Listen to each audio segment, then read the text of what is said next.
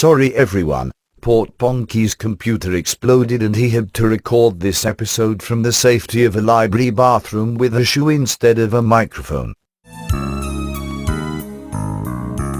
Welcome to Epilogue Podcast, the show where we discuss some stuff that happened on a different show ages ago which nobody really cares about anymore.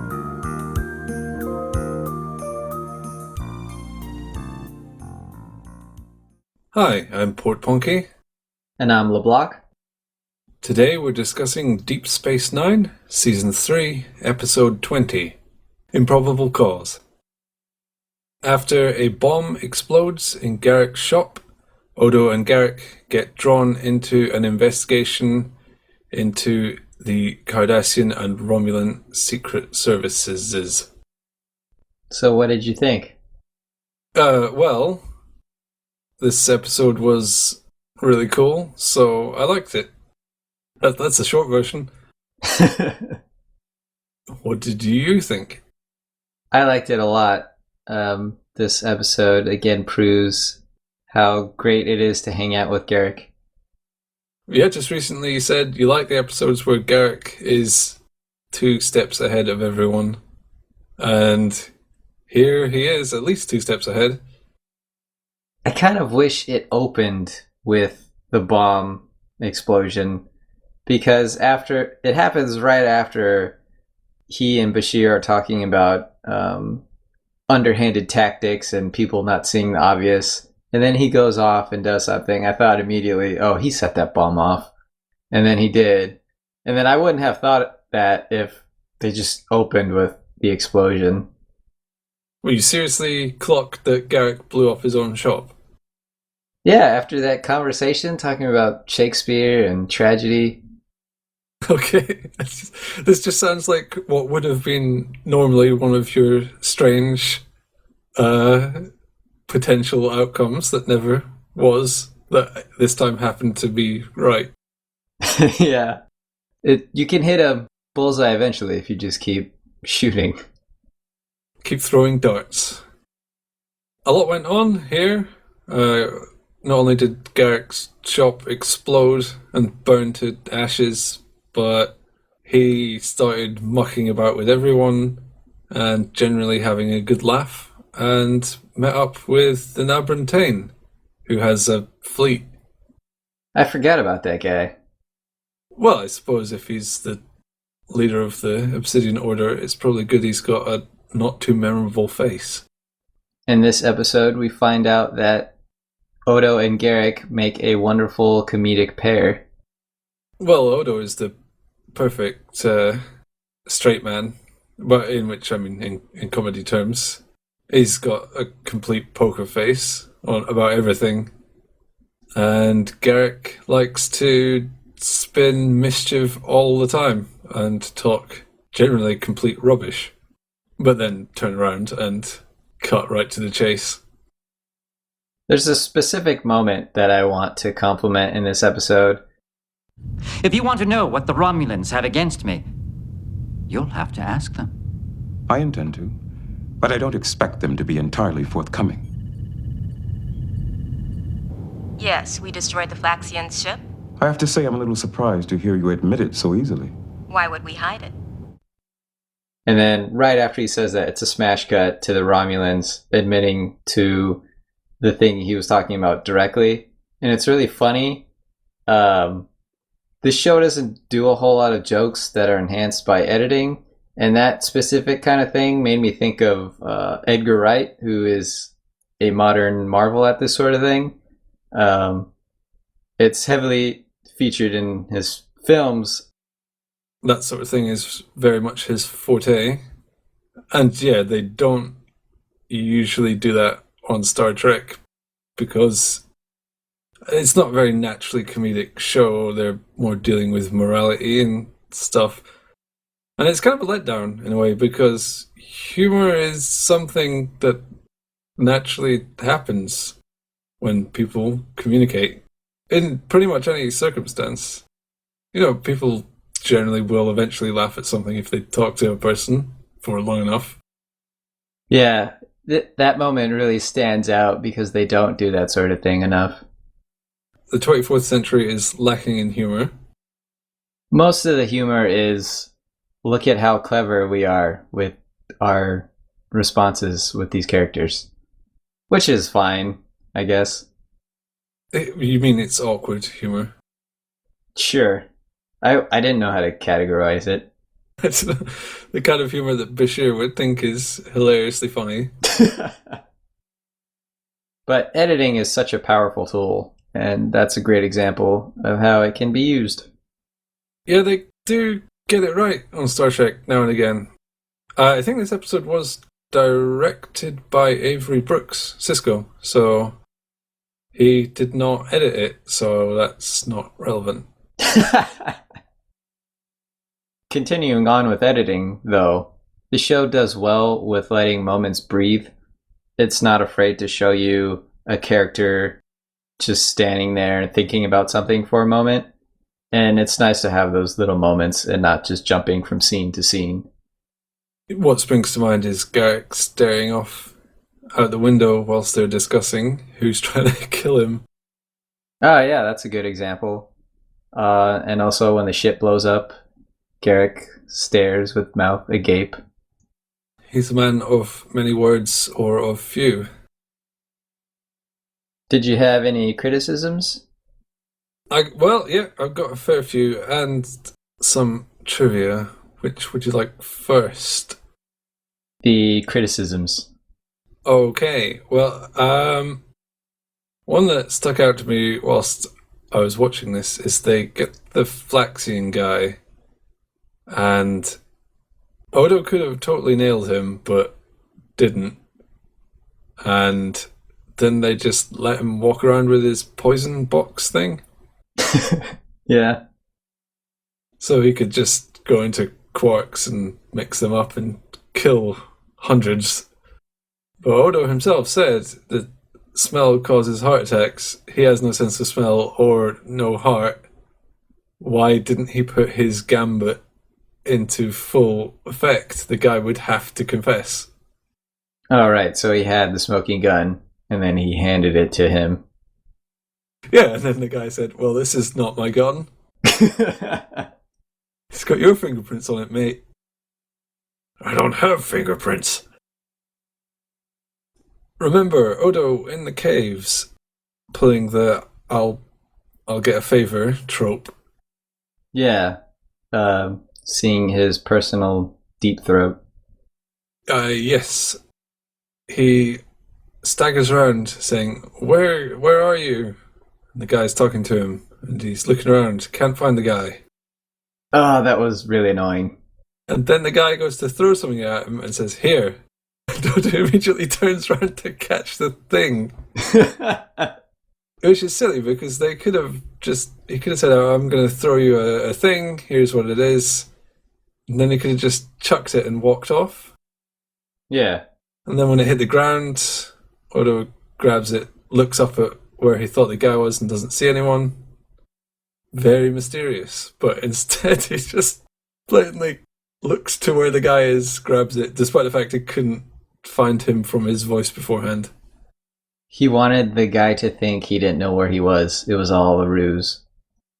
Well, presumably, because can he see from every direction? Or can he only see from where his eyes are? He can see from every direction. I'm just saying that. That would be the most logical thing, because surely the eyes on his head are just eye sort of decals. Yeah, they're stickers. So all his wandering around turning his head was just posing. Yeah, he likes to appear as human. He adopts a lot of human gestures that don't make any sense for a shape-shifting thing to use. Yeah, like when he folds his arms instead of just morphing them away. Yeah. They tried to play that scene really cool, but I thought it just got a little too cheesy. The secret informant with the shadow over his face, but not his eyes. Yeah, that was pretty cliched. And it dragged on a bit more than it needed to. It should have been in and out. Yeah, it's not a social meetup. The guy says, I don't want to associate with you, but by the way, Let's hang out and chat a bit. Yeah, my wife says hi, kids are doing well. How are you? How's Kira? How do you know about Kira?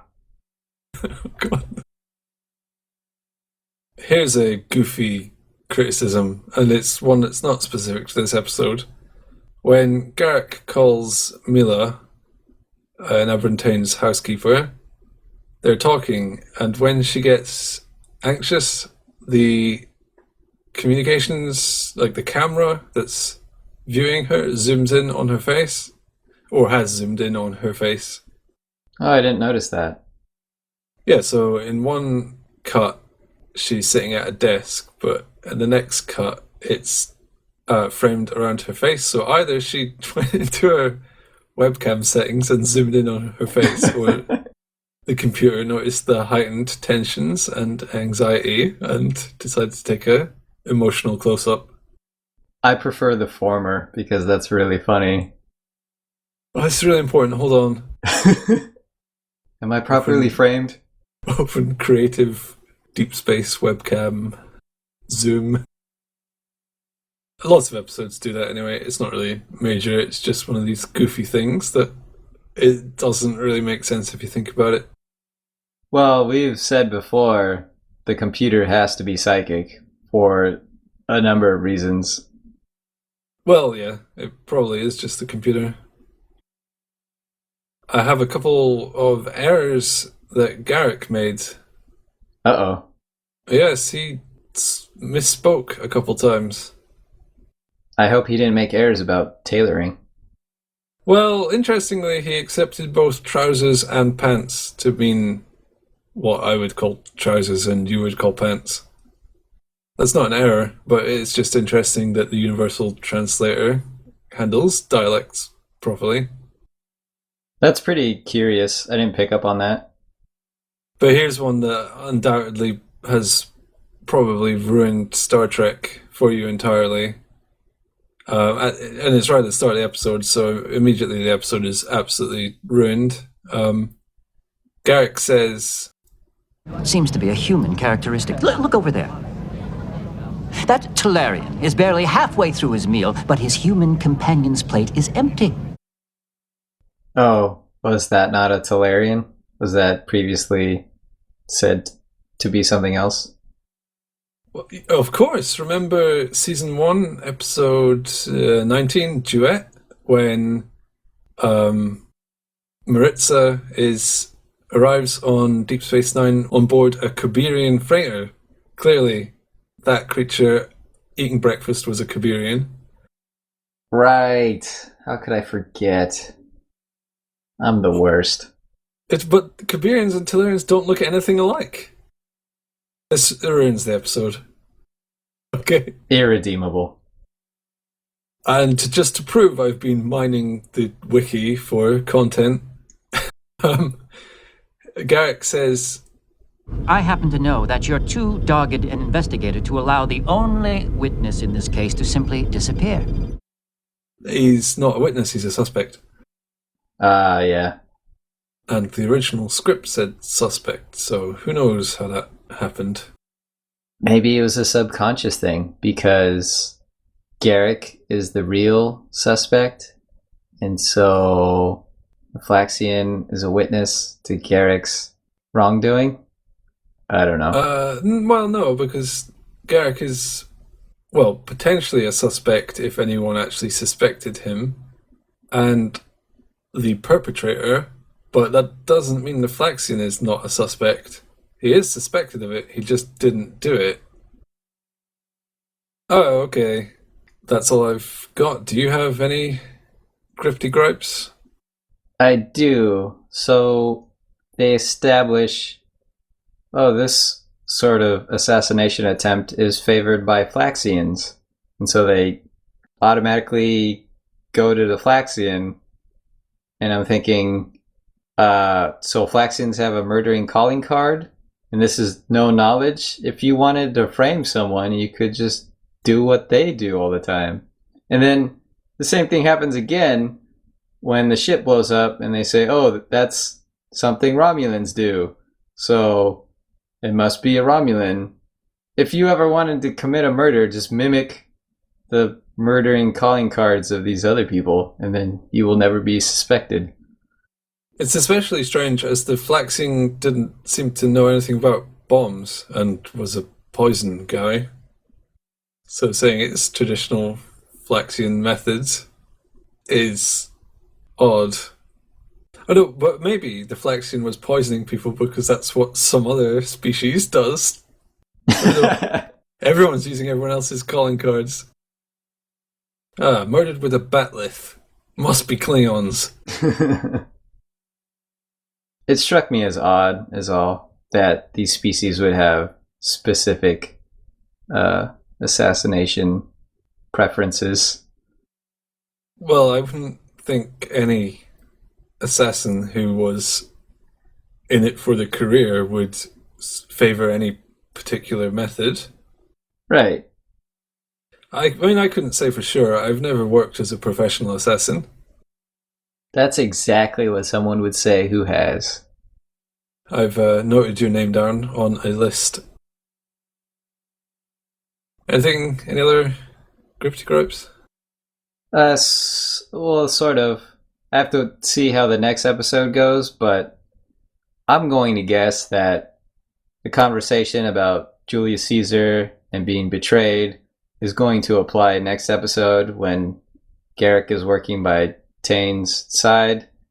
And I hate that sort of ham-fisted foreshadowing.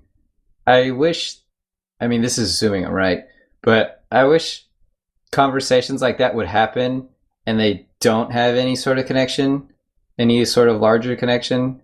It's two people on the station having just talking. There should be more of that because these are people and they mingle and they say things.